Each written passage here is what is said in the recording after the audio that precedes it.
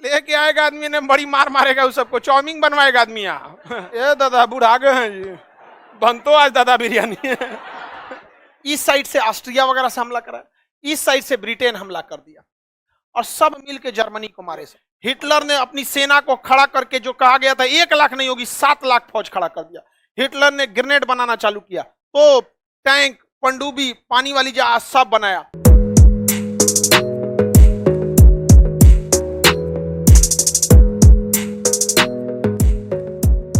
मिलेगा जर्मनी, ये देश कौन हो गया?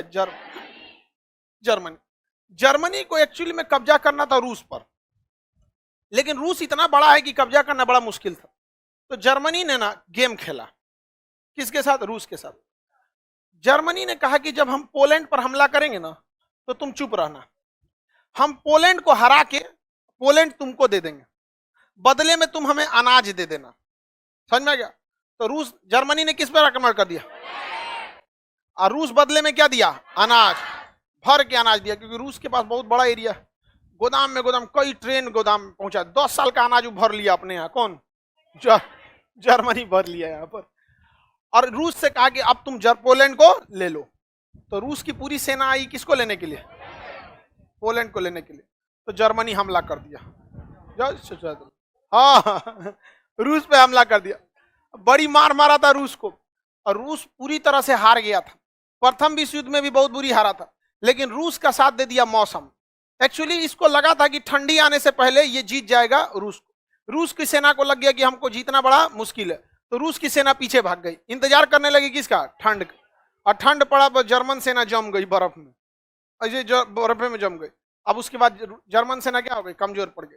ये आपको जब वर्ल्ड हिस्ट्री पढ़ाएंगे तो उसमें पूरा डिटेल से बताएंगे, लेकिन सेकेंड वर्ल्ड वॉर का मेन कारण यही था, जर्मनी ने किस पर आक्रमण कर दिया था? पोलैंड। जर्मनी से ज्यादा फेमस यहाँ का हिटलर है, हाँ, एडोल्फ हिटलर। क्या है? Adolf Hitler. मीन कैंप, मेरा संघर्ष, उसकी आत्मकथा है। ये क्वेश्चन पूछता है, याद रखिएगा। मीन कैंप, जर्मन भाषा में आत्मकथा को मीन कैंप कहा जाता। अगर हिटलर द्वितीय विश्व युद्ध जीत जाता तो हम लोग आजाद हो जाते 1944-45 में, लेकिन हिटलर द्वितीय विश्व हार गया। और अगर द्वितीय विश्व युद्ध जर्मनी जीत गया रहता तो हमारी भाषा अंग्रेजी न होकर जर्मन होती। समझा? पूरी दुनिया में जर्मन का पूरी भयानक तरह से राज था जर्मनों का। जर्मनी प्रथम विश्व युद्ध में बहुत बुरी तरह हारा था, और जर्मनी को ये लोग कुत्ते की मौत मारे थे लोग।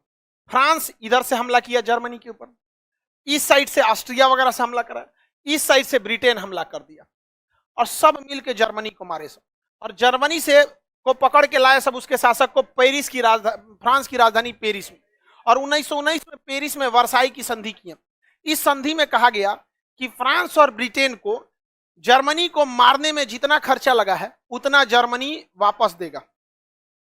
माने जो तुमको जो पीटे हैं ना, उसका पैसा हम लेंगे, हाँ, उसी से लेंगे। जब सरकार आपका घर गिराती है ना, तो आप ही से पैसा लेती है। अगर आप इलीगल घर बना लिए हैं सरकारी जमीन पे, सरकार आएगी ना, अगर तोड़ेगी ना उसको, तो आप ही से पैसा थमा देगी। बिल आप ही में हुआ है, सब आप ही में खर्चा हुआ है। समझ में आ गया कि नहीं? तो जर्मनी पे खर्चा लगा। बताइए जर्मनी के लोगों को कितना बुरा लगेगा। हिटलर उसमें युद्ध बंदी हो गया, क्योंकि एक यहूदी के घर में छुपा था, कहा था बताना मत, और आके बता दिया, यहूदी आके बता दिया कि इसमें जर्मनी, इसमें छुपा ही जर्मन है। कहा कि चोट्टा तो नहीं निकलतो तो जरा बताई। तो समझ में आ गया कि नहीं आ गया? किसी को कोई दिक्कत?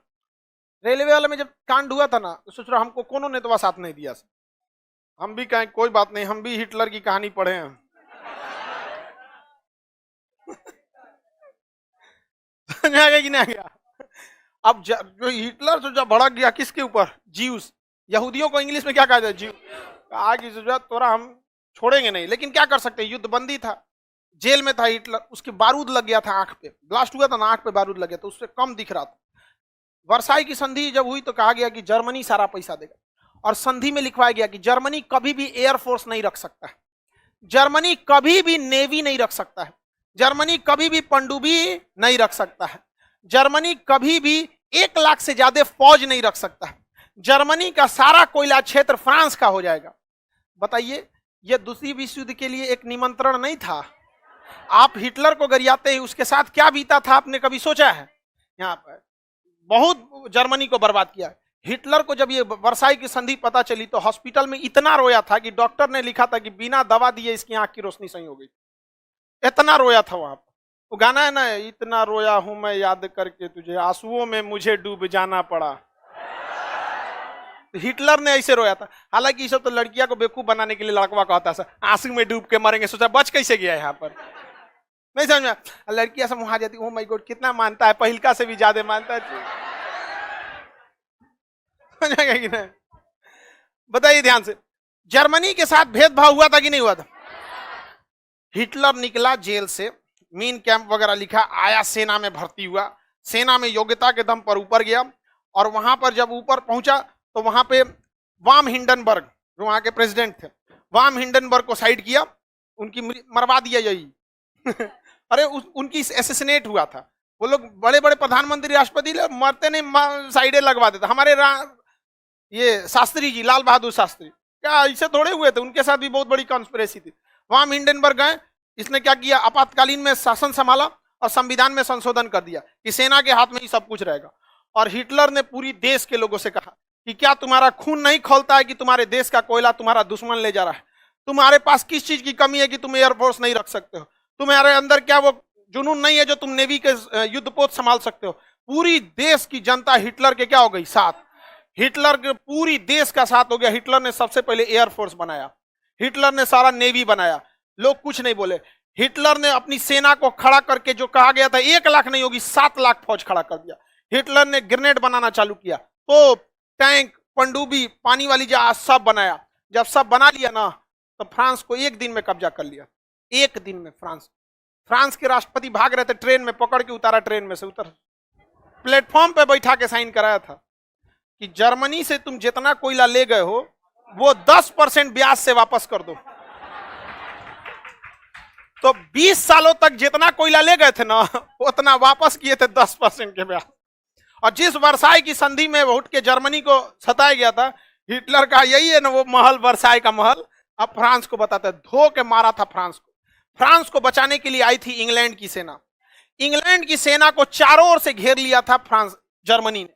इतना मार मारा था ना, इतना मार मारा था कि वहां के राष्ट्रपति जो थे उस समय के प्राइम मिनिस्टर चर्चिल थे, उनको संसद में बयान देना पड़ा था कि हमारी सेना इतनी क्यों मरा रही है। किसी तरह तालिबान वाला घेर के मारा था अमेरिका को। और यहाँ एक नारमंडी बीच है, नारमंडी बीच के बाद डेंकन आइलैंड है, वहां से ये सब भागे थे, सब पानी में कूद कूद के भाग भाग भाग जर्मनी आ गया। यहाँ पर इतना मार मारा, यहाँ पे लंदन के ऊपर 15 दिन 15 रात बिना रुके बम गिराया था। जो लंदन देख रहे हैं दूसरा लंदन है, पहले का तो उड़ा दिया ही। उसका जो पुरानका लंदन था उसका 80% तो उड़ा दिया। 15 दिन 15 रात बिना रुके बम गिराया था। किसने? जर्मनी।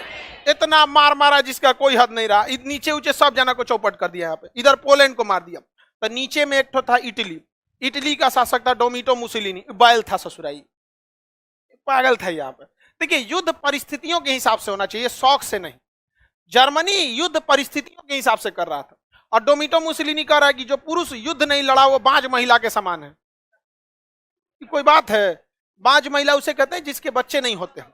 समझा गया कि नहीं? तो कह रहा है कि जो युद्ध नहीं लड़ा वो बांझ महिला के समान है। तो ये तो आप जबरदस्ती युद्ध में थोप रहे हैं। युद्ध परिस्थितियों के हिसाब से होना चाहिए, राष्ट्र हित में होना चाहिए। कंप्लीट युद्ध कभी नहीं लड़ना चाहिए। याद रखिएगा, जो भी देश कंप्लीट युद्ध लड़ा बर्बाद।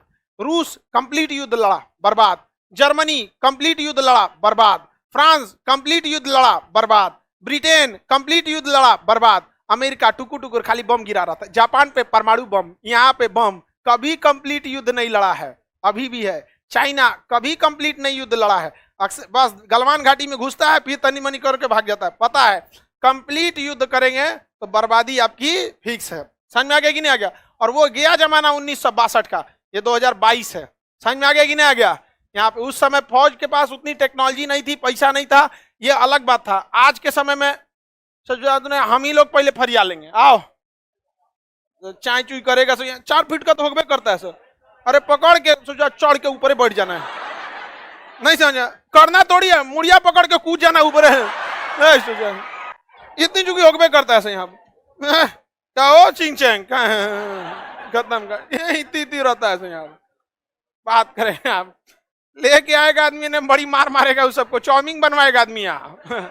बनाओ सोचा चाउमीन, लेकिन उन 100 के हाथ के चाउमीन नहीं खाना चाहिए। सोचा चमगादड़ मिला देगा सब उसमें, पगला होता है सोचो, कौन चीज खा जाएगा सब पता नहीं चलता है, सब कुछ खा जाता है सब। कुछ दिन में देखिएगा ना अपने बूढ़ दादा बाबा को खाएगा सब, ये दादा बूढ़ आ गए हैं जी, बनतो आज दादा बिरयानी है खा जाएगा सब। समझ आ गया कि नहीं गया? आगे बढ़े। सुभाष चंद्र बोस हिटलर, हाँ हाँ विरोध किया था, वो मनबे नहीं किया, विरोध किया तो माना नहीं। जर्मनी बनाते गया, चुपचाप बना रहा था। भारत की तरह थोड़ी ना कि हमारे यहाँ नेपाल से विवाद कैसे शुरू हो गया। नेपाल में हम लोग एक सड़क बनाए थे तो राजनाथ सिंह उद्घाटन करने चल गए। अरे क्या मतलब बनता है, बॉर्डर पे बन रहा था आपको उद्घाटन कैला बिना? समझ में आ गया कि नहीं? जहां उस चुपचाप बना रहा था, कोई उद्घाटन नहीं, सब बन गया। तब इन लोगों को लगा कि जर्मनी के पास 1500 पायलट है, सब उससे 4000 पायलट रखा था, 3 गुना 4 गुना का अंतर था यहाँ पर। और ब्रिटेन के पास पायलटे नहीं थे सब। ब्रिटेन ने भी कहा हम भी मारेंगे 15 दिन तक बम। ब्रिटेन के पायलट 2 दिन से सोए नहीं थे सब, जजिए में सो दिया था। और उसके बाद पायलट की कमी नहीं थी। एगो बम गिरा के आ रहा है तो करा हटो चाचा आराम करो हम उड़े, तो ले जाके मारा, बम मारा, बहुत मार मारा था। जर्मनी की एक ही देखिए, जब इंसान सक्सेस हो जाता है ना, एक बड़े लेवल पे चला जाता है तो अपनी एक काल्पनिक दुनिया बना लेता है। उसको लगता है दुनिया ऐसी चलेगी, ऐसा नहीं चलेगा। उसको हमेशा बीच में रहना चाहिए। हमको देखिएगा, अगर आप ध्यान से देखेंगे 99% लड़के जो हैं ऑनलाइन है, 1% लड़के ऑफलाइन है, फिर भी हम इसको कभी नहीं छोड़े। जबकि अगर ध्यान से देखेंगे तो कोई खास फर्क नहीं पड़ेगा। इसको इसलिए रहता है ताकि पांव जमीन पे रहे, समझ में, लोगों की समस्याओं को समझ सके। वरना कैमरे में एसी में बैठे रहेंगे स्टूडियो में ना, तो लोगों की समस्याएं नहीं समझ पाएंगे कि गरीबी क्या चीज होता है, कि स्टूडेंट को क्या समस्या रहता है। वरना इसको छोड़ने में कोई बहुत बड़ा चीज तो नहीं जाता है, 1% का बात हो जाता है। अब अंदाजा लगा लीजिए आप लोग, 1% सबसे बड़का कोचिंग है 1% भी सबसे बड़ा कोचिंग है। आगे बढ़ जाए, किसी को कोई दिक्कत नहीं। यूपीएससी वाला ऑनलाइन होगा, हाँ भाई ऑनलाइन वालों को छोड़ कैसे देंगे?